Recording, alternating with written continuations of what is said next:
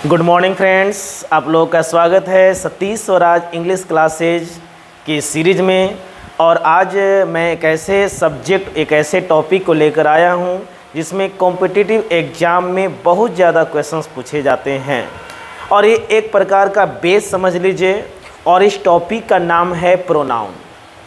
Pronoun से related बहुत तरह का मिसकॉन्सेप्ट होता है बच्चों में, और जब मैं पढ़ाता हूँ, जब मैं मॉक टेस्ट को डील करवाता हूँ तो उसमें ये जो प्रॉब्लम होते हैं वो सामने आते हैं। तो उन लोगों के लिए, ताकि प्रोनाउन में कभी दिक्कत ना हो, तो ये वीडियो उन लोगों के लिए बहुत ही यूजफुल होगा। तो चलिए हम लोग देखते हैं प्रोनाउन को लेकर के आखिर प्रोनाउन में हम लोगों को क्या क्या पढ़ने हैं। वन बाय वन सारी चीज़ों को अच्छी तरह से देखेंगे। प्रोनाउन के हर एक टाइप्स को हम लोग अच्छी तरह से देखेंगे और उससे जो क्वेश्चंस आते हैं, उससे रिलेटेड जो आप लोगों को प्रॉब्लम्स होते हैं, वे सारे प्रॉब्लम्स आज के बाद से, इस वीडियो के देखने के बाद से क्या है वो क्लियर हो जाएंगे, दूर हो जाएंगे। तो आप लोग इस वीडियो को लाइक करेंगे। अगर आपने इस चैनल को सब्सक्राइब नहीं किया है तो ज़रूर सब्सक्राइब करेंगे, ठीक है। और अपने दोस्तों को ज़रूर शेयर करें ताकि बाकी बच्चे भी जो है इसका फ़ायदा उठा सके। तो हम लोग चलते हैं प्रोनाउन के कॉन्सेप्ट पर।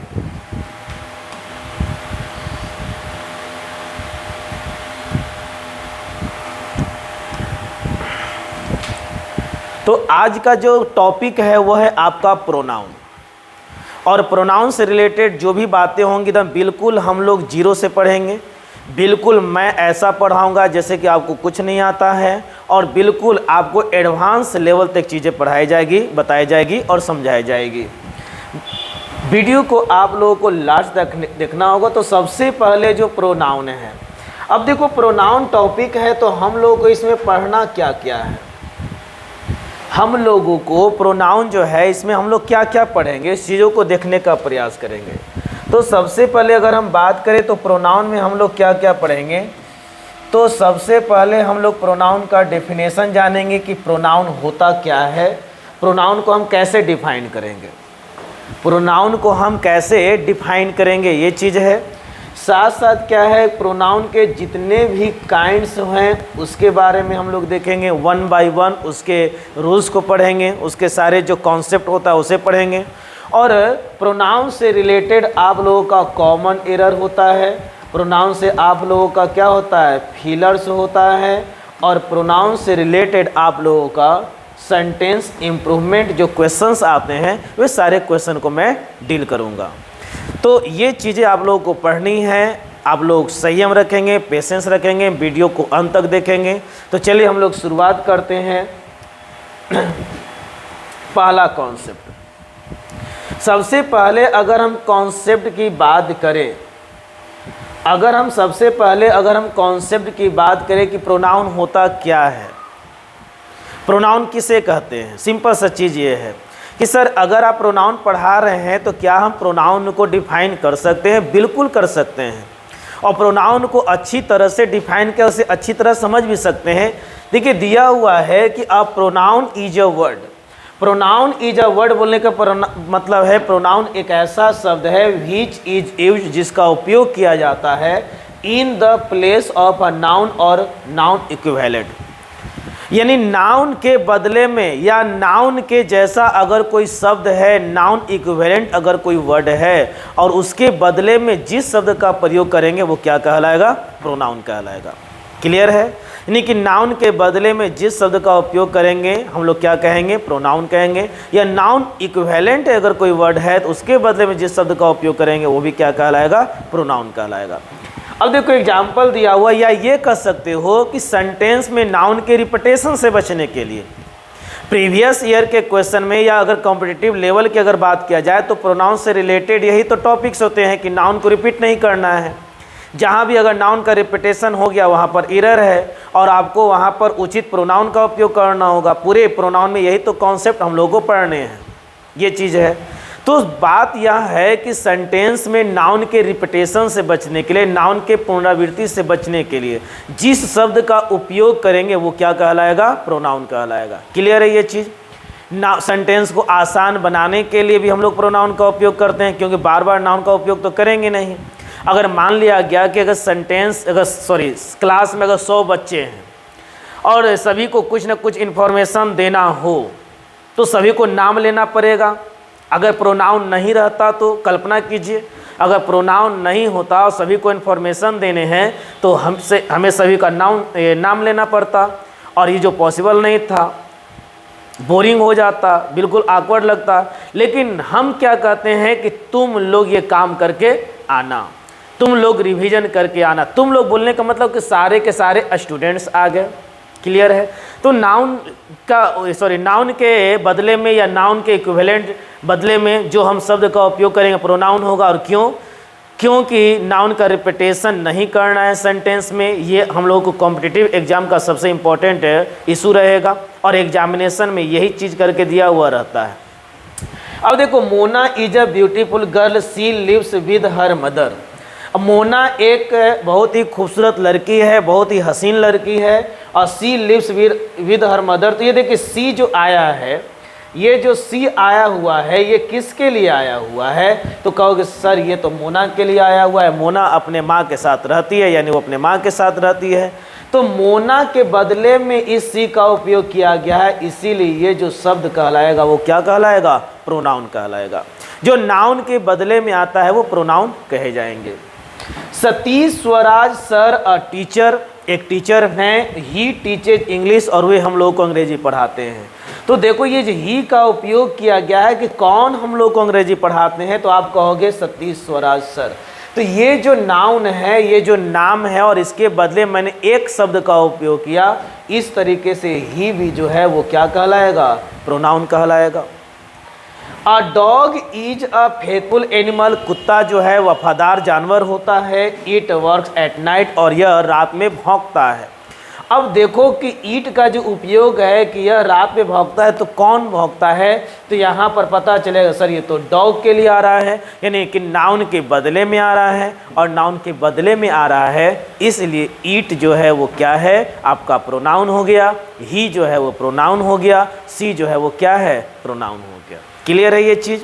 तो इस तरह से मैंने ये बिल्कुल स्पष्ट शब्दों में लिख दिया है कि उपर्युक्त वाक्यों में मोना, सतीश स्वराज और डॉग नाउन्स हैं, जिनके बदले में क्रमशः सी, यानी मोना के लिए सी का उपयोग किया गया है, सतीश स्वराज के लिए ही, और डॉग के लिए क्या? इट का उपयोग किया गया। और इस तरह से ये जो शब्द होंगे वो क्या कहलाएंगे? नाउन कहलाएंगे। क्लियर है? हमें नहीं लगता कि इस पॉइंट में किसी को कोई दिक्कत होगी। चलिए नेक्स्ट कॉन्सेप्ट की ओर हम लोग बढ़ते हैं। अब सबसे बड़ा चीज़ यह है, जब हम प्रीवियस ईयर के क्वेश्चन के लिए प्रोनाउन से रिलेटेड अगर मैं टॉपिक को अगर डील करवाता हूं या उसके प्रैक्टिस करवाता हूं, तो होता क्या है कि वहां पर हम लोग को एग्जामिनेशन में कम समय में ज़्यादा क्वेश्चन को टैकल करना होता है, और बहुत ही अच्छे तरीके से, क्योंकि एक्यूरेसी भी चाहिए। तो आखिर ऐसा कौन सा अप्रोच है जिससे प्रोनाउन के सारे क्वेश्चन आसानी से बन जाएं, ज़्यादा कुछ करने की ज़रूरत नहीं हो? ठीक है, तो इसके लिए सबसे बड़ी चीज़ समझना होगा कि आखिर ये जो प्रोनाउन हैं, आखिर ये जो प्रोनाउन है तो कौन कौन है? प्रोनाउन के कुछ काइंड्स भी होंगे। तो सबसे पहले हम लोग आगे देख लेते हैं, उसके बाद बहुत सारी बातें हैं जो आप लोगों से मैं करूँगा। अब देख लो, यहाँ पर इंग्लिश के प्रोनाउन में कुछ विशेष बातें हैं जिसे समझना बहुत ज़रूरी है, और ये उन लोगों के लिए है जो एग्ज़ाम की तैयारी कर रहे हैं, जो कॉम्पिटिटिव एग्ज़ाम की तैयारी कर रहे हैं, जो बिल्कुल ही सही अप्रोच से क्वेश्चन को टैकल करना चाहते हैं। याद रखेंगे, सेंटेंस में या अंग्रेजी में थर्ड पर्सन को ही केवल प्रोनाउन माना जाता है, केवल थर्ड पर्सन को। अब कहे सर ऐसा क्यों? फर्स्ट पर्सन और सेकंड पर्सन भी तो प्रोनाउन है, जो बचपन से पढ़ते आ रहे हैं। बिल्कुल प्रोनाउन है, लेकिन अगर हम एग्ज़ाम की बात करें, अगर हम अप्रोच की बात करें, क्वेश्चन को टैकल करने के सही अप्रोच की बात करें, तो आपको याद रखना होगा कि केवल और केवल सेंटेंस में थर्ड पर्सन को ही प्रोनाउन मानेंगे। क्यों? अब इसका रीज़न जो है आपके डिफिनेशन में ही है। मैंने क्या बताया था कि सेंटेंस में नाउन के बदले में जिस शब्द का प्रयोग करेंगे उसी को प्रोनाउन कहेंगे, लेकिन आपको सेंटेंस में कोई भी ऐसा शब्द नहीं मिलेगा जिसके बदले में आई का उपयोग कर सको, वी का उपयोग कर सको, या आप यू का उपयोग कर सको। यानी कि फर्स्ट पर्सन और सेकंड पर्सन जो है सेंटेंस में नाउन के बदले में उपयोग नहीं कर सकते। अब मेरा भी नाम जैसे सतीश स्वराज है तो उसके बदले मैं आई का उपयोग नहीं किया, मैंने ही का उपयोग किया।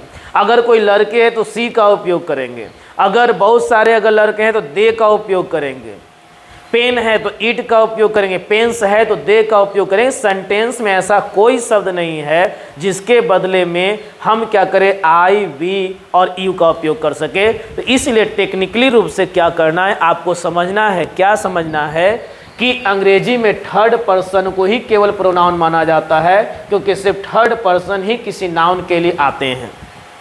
फर्स्ट पर्सन और सेकंड पर्सन किसी नाउन के बदले में इस्तेमाल नहीं किया जाता, अतः फर्स्ट पर्सन और सेकंड पर्सन को नाउन की तरह इस्तेमाल किया जाता है, वो सेंटेंस में खुद नाउन की तरह। कहने का मतलब अगर थर्ड पर्सन है, थर्ड पर्सन से रिलेटेड अगर कोई फैमिली है तो आपको दौड़ना है किसकी ओर, नाउन की ओर। क्या ये नाउन के लिए आ रहा है या नहीं आ रहा है। लेकिन अगर फर्स्ट पर्सन है, अगर वो सेकंड पर्सन है तो आपको नाउन देखने की कोई ज़रूरत नहीं है। तो इस तरह से सही अप्रोच होता है क्वेश्चन को टैकल करने का। तो थर्ड पर्सन ही क्या है, प्रोनाउन के रूप में उपयोग किए जाते हैं। क्लियर है ये चीज़। और ये सब का प्रैक्टिस जो है हम लोग और आगे देखेंगे। चलिए हम लोग बात करते हैं काइंड्स। काइंड्स की बात करें तो प्रोनाउन के कुछ काइंड्स हैं, बहुत तरह के बुक में बहुत तरह के टीचर्स अलग अलग काइंड के रूप में पढ़ाते रहते हैं, लेकिन हमें जितना ज़रूरी है वो हम आप लोगों के सामने है।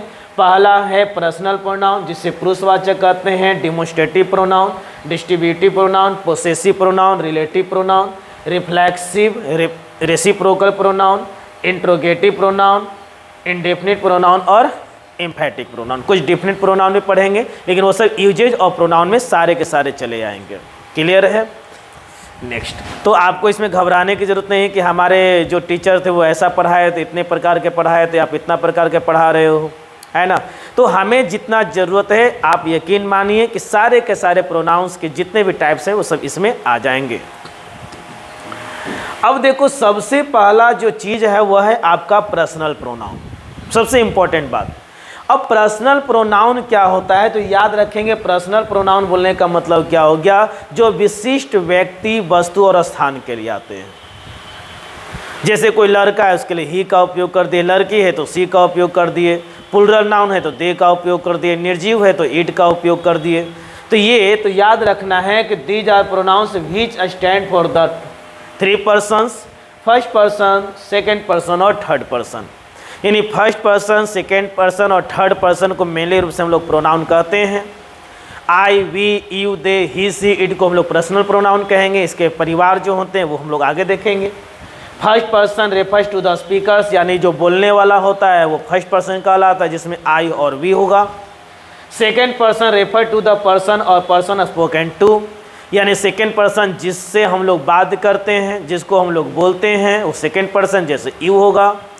और third person refers to the person और थिंग स्पोकन अबाउट, और जिसके बारे में हम लोग बात करते हैं वो क्या कहलाएगा, थर्ड पर्सन कहलाएगा।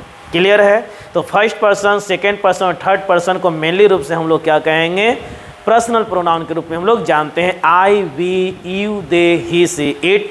और मैंने एक चीज़ ये बताया है कि एग्जामिनेशन में अगर क्वेश्चन को बनाना हो तो पहला अप्रोच यह ध्यान देना है कि फर्स्ट पर्सन और सेकंड पर्सन नाउन की तरह इस्तेमाल किया जाता है, मेनली रूप से थर्ड पर्सन ही नाउन के बदले में आता है।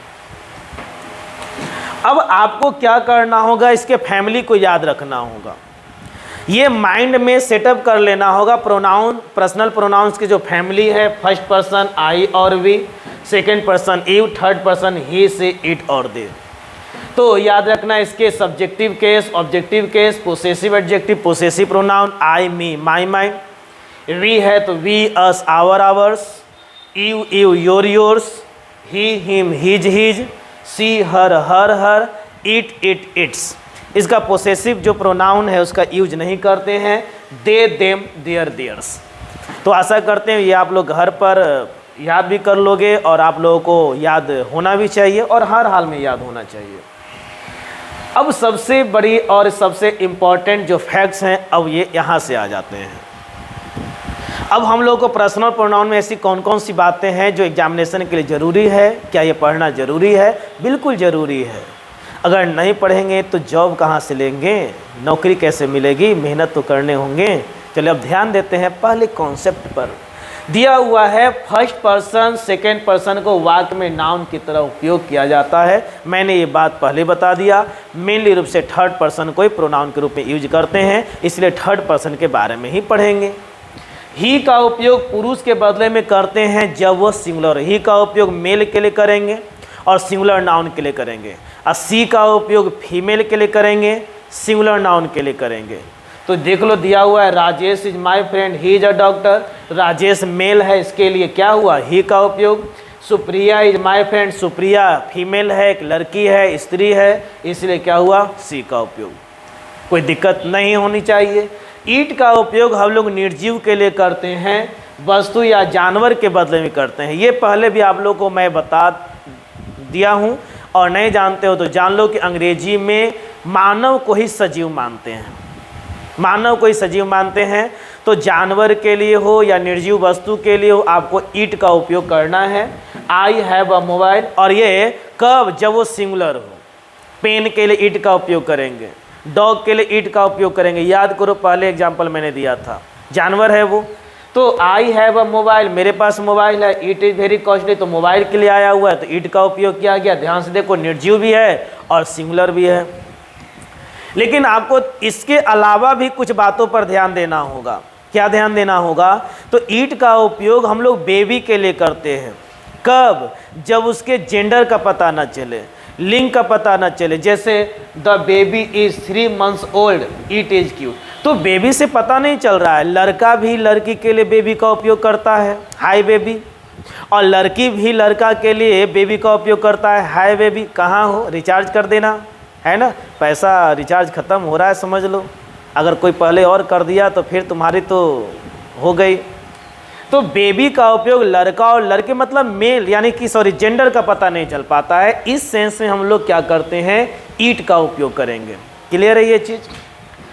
इसके अलावा थिंग से अंत होने वाला शब्द, एवरीथिंग, नथिंग, समथिंग, और इसके लिए अगर हमको प्रोनाउन का, यही आप लोगों का क्या है, नाउन इक्विवेलेंट है। ये नाउन इक्विवेलेंट है, और इसके बदले में जिस शब्द का उपयोग करेंगे वो क्या होगा, ईट का उपयोग करेंगे। Everything is well hair isn't it. तो देखो थिंग से अंत हो रहा है, इसके लिए मैंने क्या किया, ईट का उपयोग किया। इसके लिए मैंने क्या है, ईट का उपयोग किया है। इसके अलावा क्या और ईट का उपयोग हो सकता है? बिल्कुल हो सकता है। आपके सामने स्क्रीन पर दिख रहा होगा, जब आपको टाइम को रिप्रेजेंट करना हो, जिसे याद करो समय हो गया है, 2 दिन हो गया है, तो इट हैज़ बीन 2 days, ईट का उपयोग सब्जेक्ट रूप में कर रहे थे। तो समय को दर्शाने के लिए, मौसम को दर्शाने के लिए, प्राकृतिक घटनाओं को, क्रियाओं को दर्शाने के लिए हम लोग क्या करेंगे, ईट का उपयोग करेंगे। It is Monday, it is raining, है ना, इट इज़ हेलिंग, वर्षा हो रही है, ओले गिर रहे हैं, आज सोमवार है, कल सोमवार था। तो ये सब सारे सेंटेंस में हम लोग ईट का उपयोग करते हैं। तो समय को दर्शाने के लिए, प्राकृतिक घटनाओं तथा क्रियाओं को दर्शाने के लिए, और मौसम को दर्शाने के लिए भी हम लोग किसका उपयोग करेंगे, ईट का उपयोग करेंगे। ओके, एग्जाम्पल आप लोगों के सामने। लेकिन इसके अलावा भी और आपको चीज़ें याद करनी होगी। इतना ही नहीं, इतना से सिर्फ और सिर्फ बेस स्ट्रांग होगा, उस लेवल पर नहीं पहुंच पाएंगे जहां से आपको नौकरी मिलेगी।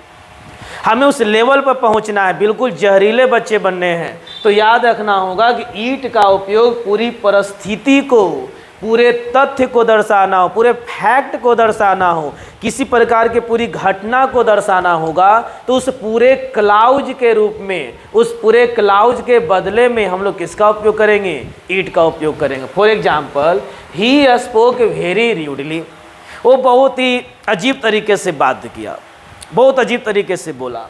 And it offended all the guest, और यह जो है सारे गेस्ट को, अतिथियों को क्या कर दिया, नाराज कर दिया, बुरा लगा। तो आखिर कौन सी ऐसी बात थी जो गेस्ट को बुरा लगा? क्या ही की बात हो रही है? नहीं, व्यक्ति की बात नहीं हो रही है। वो र्यूडली से बात किया, वो र्यूडली बोला। ये पूरा का पूरा जो परिस्थिति है, ये जो सिचुएशन है, ये जो फैक्ट है, गेस्ट को क्या कर दिया, ऑफेंड कर दिया, नाराज कर दिया। तो इस तथ्य के बारे में, यानी पूरे के पूरे क्या हो रहा है, इस क्लाउज के बदले में क्या है, ईट का उपयोग किया जा रहा है। पूरे के पूरे क्लाउज के रूप में। आगे, आई ट्राइड माई बेस्ट, मैंने अपना सबसे अच्छा किया, बेहतर किया। It was not enough for my success, लेकिन यह मेरे सफलता के लिए काफ़ी नहीं था। तो क्या सफलता के लिए काफ़ी नहीं था? आई नो, कि मैंने जो अपने सबसे अच्छा कोशिश किया, अपने तरीके से बेहतर करने की कोशिश किया, फिर भी वो सफलता के लिए काफ़ी नहीं था। तो इस पूरे के पूरे ये स्टेटमेंट के लिए आ रहा है और ये इट का उपयोग किया जा रहा है। तो आपको एग्जामिनेशन में इस बात को समझना होगा कि प्रोनाउन का उपयोग जो हो रहा है वो किसके लिए हो रहा है। क्या किसी खास व्यक्ति, खास वस्तु या स्थान के लिए आ रहा है, या किसी खास परिस्थिति के लिए आ रहा है। और जब खास परिस्थिति के लिए आएगा तो याद रखना है, परिस्थिति हो, फैक्ट हो, या कोई इंसिडेंट हो, कोई घटना हो, उसके लिए इट का उपयोग करेंगे। India is the best country, everyone knows it. अब बताओ, प्रत्येक लोग जानते हैं तो क्या जानते हैं? इंडिया को? नहीं, इंडिया सबसे अच्छा देश है, इस पूरी बात को जानते हैं। ये पूरे के पूरे स्टेटमेंट के लिए आ रहा है और पूरे स्टेटमेंट के लिए यहाँ पर इट का उपयोग किया गया। तो इस तरीके से देख सकते हो कि ईट का जो उपयोग हो रहा है, तो सबसे पहले मैंने देखा कि निर्जीव वस्तु के लिए, जानवर के लिए किए, ठीक है। साथ साथ क्या हुआ कि ईट का उपयोग बेबी के लिए किए, कब? जब जेंडर का पता नहीं था। फिर ईट का उपयोग समय के लिए, मौसम के लिए, प्राकृतिक घटनाओं तथा क्रियाओं को दर्शाने के लिए, और साथ साथ ईट का जो उपयोग हो गया वो एक फैक्ट को, सिचुएशन को या इंसिडेंट को दर्शाने के लिए मैंने किया। लेकिन क्या ईट का उपयोग और हो सकता है? आगे देखिए और क्या क्या उपयोग है।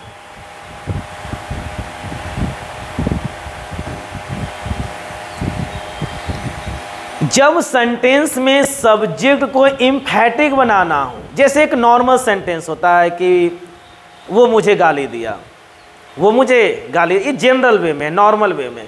लेकिन हम सेंटेंस में सब्जेक्ट को एकदम खास तरीके से पेश करें, वही लड़का है जो मुझे गाली दिया, वही लड़का था जो मुझे गाली दिया था, तुम ही थे जो मुझे बुलाए थे, तुम ही था जो मुझे कॉल किया था। यानी कि सेंटेंस में सब्जेक्ट पर क्या कर रहे हैं? एकदम जोर दे रहे हैं, उसको इम्फेसिस कर रहे हैं, उस पर एकदम प्रेशर दे रहे हैं। तुम ही थे, तुम, कोई और नहीं, तुम ही मेरा सर्फ हो रहा है। इस तरीके से तुम ही थे जो सबसे पहले मुझे प्रपोज किए थे, इस तरीके से। तो जब सेंटेंस में सब्जेक्ट को एम्फैटिक बनाना हो, उसको एकदम बिल्कुल अलग तरीके से प्रस्तुत करना हो, तो उस सब्जेक्टिव केस को दर्शाने के लिए ईट का उपयोग करते हैं, उस सब्जेक्ट को एम्फेसिस करने के लिए। तो देखो, वाक्य में सब्जेक्ट को एम्फैटिक बनाने के लिए ईट का उपयोग करते हैं, और इसके लिए स्ट्रक्चर याद रखना होगा।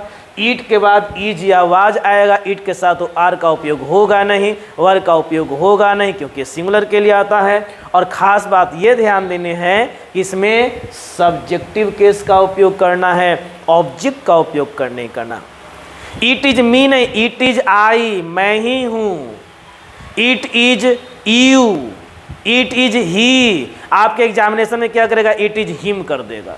तो हिम नहीं, it is he, it is Ram, it is Monu, हमेशा सब्जेक्टिव केस में होगा। क्लियर है?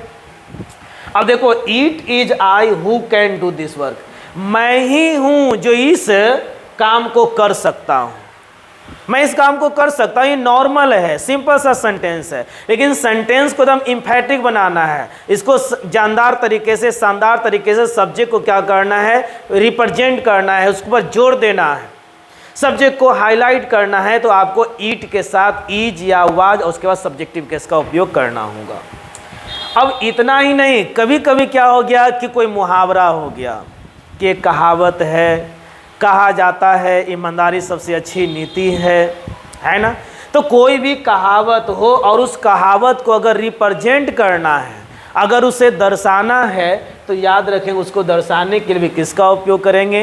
तो ईट का उपयोग करेंगे। किसे? ईट का उपयोग करेंगे। इट इज राइट, यह सही है, यह कहा जाता है। इट इज सेड, ये भी लिख सकते हैं, यह कहा जाता है। इट इज सेड, यह कहा जाता है। It is right that honesty is the best policy, यह सही बात है, ईमानदारी सबसे अच्छी नीति है, और इसका कोई भी और ऑप्शंस नहीं है। है ना, कोई ऑप्शंस नहीं है, ठीक है। तो ये इट का उपयोग है ना। तो ये सारी बातें हम लोग पर्सनल प्रोनाउन के रूप में आई ए ही का उपयोग मैंने सीखा, सी का उपयोग सीखा, इट का उपयोग सीखा।